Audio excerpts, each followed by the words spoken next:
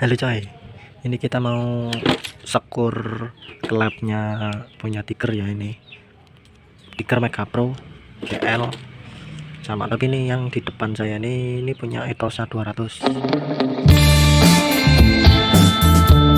Bedanya Etosa 200 itu di sebelah, nah sini di sebelah sini ada, ini sebenarnya buat dudukan ais ya, kayak yang punya Tiger itu di atas, biasanya di atas tutup head ini ada yang gini, tapi ini mentah, nggak di lubangin ya. Pokoknya kalau ada gininya biasanya punya Etosa 200, tapi punya produknya BRT pun persis kayak gini, ada gininya ya. Oke, ini kita mau sekur. Ini ada hal-hal yang perlu diperhatikan dalam mensekur klep, terutama untuk terkhusus untuk head Tiger GL Mega Pro dan sejenisnya ya. Nah, ini pertama kita klep udah dibersihkan.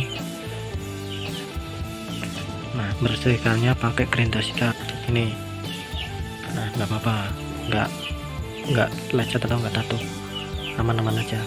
Ini kerak-keraknya keras soalnya, kalau cuma pakai amplas lama. Nah, kalau pakai sikat gerinda itu cepat.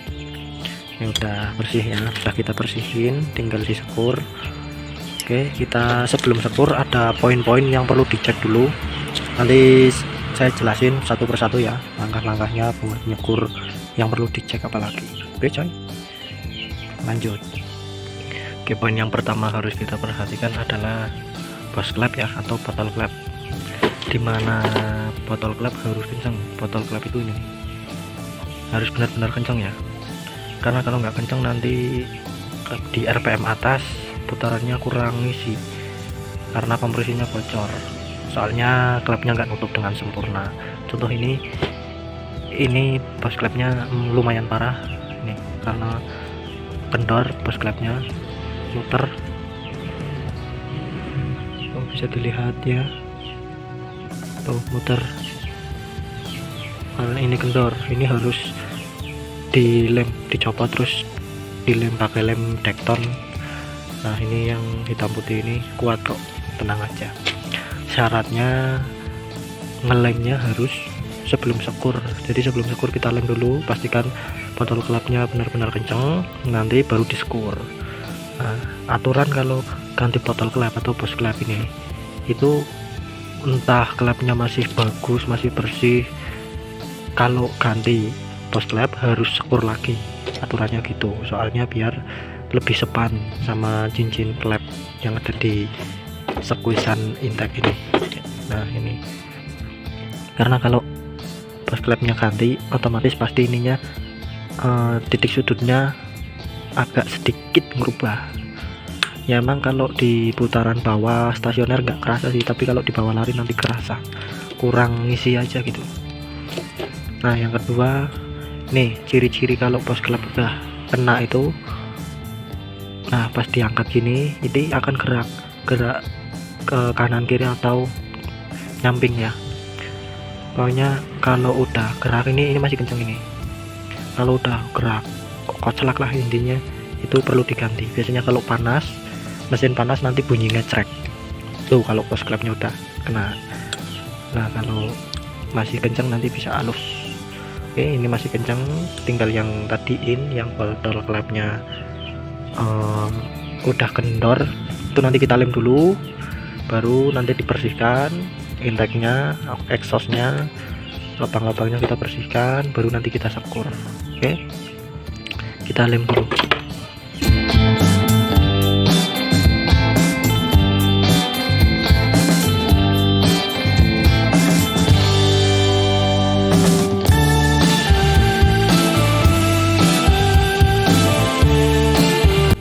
Oke coy, ini udah kita lem ya, udah kencang, udah kering juga. Nah, ini tinggal kita bersihin lubang intake exhaustnya, soalnya ini banyak kerak-keraknya udah menumpuk.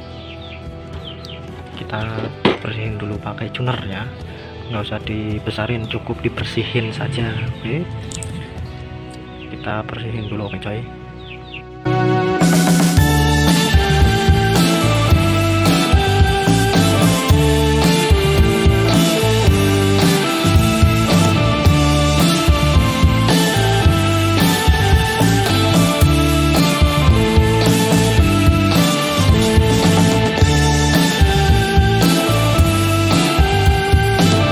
Oke coy, tiba saatnya kita akan menyekur ya, karena udah selesai dibersihin.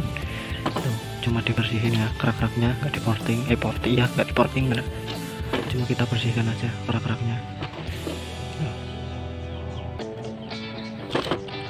Nah ini udah bersih, tinggal kita sekur. Nah nanti bersihin ruang bakarnya ini, habis disekur nanti sekalian bersihin abrasifnya, itu yang buat nyekur itu sekalian bersih, jadi nggak kerja 2 kali. Oke coy, oke kita sekur dulu. Oke coy, ini sebelum disekur usahakan seal klep ini, seal klep bekasnya maksudnya yang belum diganti, usahakan jangan dicopot dulu buat nyekur dulu, karena kalau ada seal klepnya lebih kenceng, klep sama botol klepnya lebih kenceng ya, lebih presisi lah dibanding dicopot dulu. Kalau dicopot dulu itu koclak, pasti botol klep baru pun pasti agak koclak, selisih meskipun 0, sekian lah itu masih selisih. Jadi usahakan ini seal klepnya jangan dicopot dulu, sekur dulu, dan nanti kalau mau dipasang baru ganti yang baru. Oke coy, oke kita skor pakai tuner ya, tuner yang kita pakai putaran paling rendah. Nah, terus ya kalau mau pakai bor atau pakai tangan manual juga bisa, cuman harus sabar biar hasilnya bagus halus. Saya seringnya pakai bor tuner, tapi pakai putaran yang paling rendah, jangan kencang-kencang, nanti itu apa kecoasnya ini kok kecoas, nanti ininya lopang celongan klepnya kemakan, lebih banyak kemakan nanti kalau terlalu kencang. Oke, langsung kita sekur aja.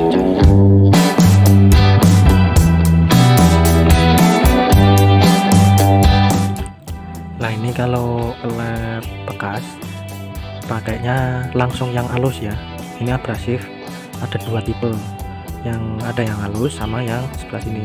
Bentar, nah sebelah sini kasar, ini bolak-balik ya, ini yang kasar, ini yang halus. Kalau klep baru pakainya yang kasar dulu, yang kasar, nanti kalau klepnya udah kemakan baru kita pakai yang halus. Tapi kalau klep bekas nggak ganti yang baru, kita langsung pakai yang halus aja biar lebih cepet dan nggak banyak kemakan nanti klepnya. Oke coy, lanjut kita sekur.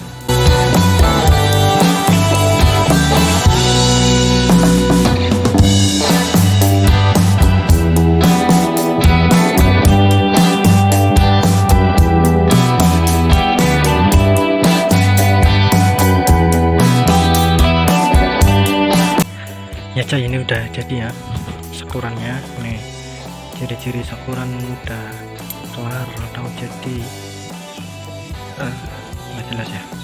Nah itu udah warna putih ya, putih silver kayak besi, kayak bekas amplasan gitu, dan merata, jadi nggak ada yang hitam atau belum kena sekuran. Dan di rumah klepnya juga sama rata, udah kena semua ya. Nah kalau udah kena tandanya itu udah rapet, nanti tinggal dites, dipasang klepnya, terus dikasih bensin lubang treknya. Kalau masih rembes berarti belum rapet. Nah kalau udah rapet nanti nggak tembus bensinnya. Oke gitu ya coy, itu tadi tahap-tahap untuk penyekuran, poin-poin juga banyak yang perlu diperhatikan ya coy untuk penyekuran. Ini udah jadi. Oke.